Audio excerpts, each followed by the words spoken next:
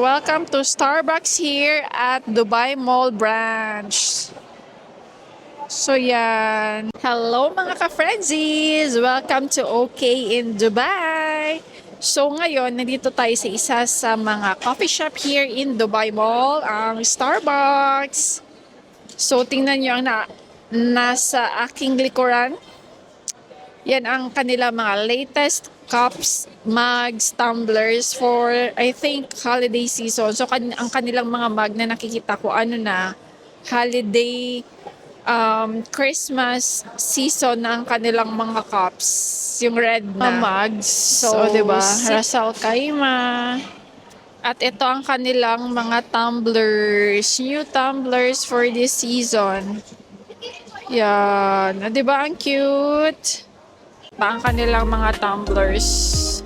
Sa mga mahilig sa tumblers, cups, ayan ang kanilang mga latest collections.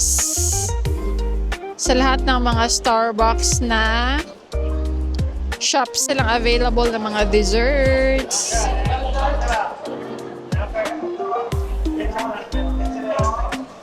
Kanilang chiller, meron silang mga salad, sandwiches. So, sa mga healthy living na mga options, meron sila. Ayan. Meron tayong chocolate wrap. So, ito usually ang in-order ko pag gusto ko ng chocolate drink. Kasi hindi ako maka-coffee. So, chocolate lang.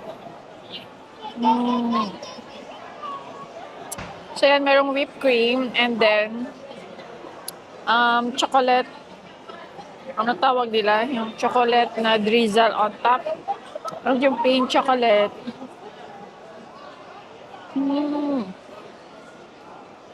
Wow! Pag nagka-crave ako ng chocolate drink, so ito yung gusto ko.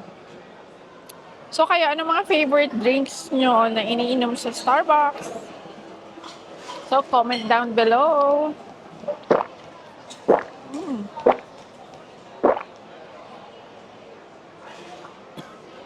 So, yun lang. It's just a chill out for this day.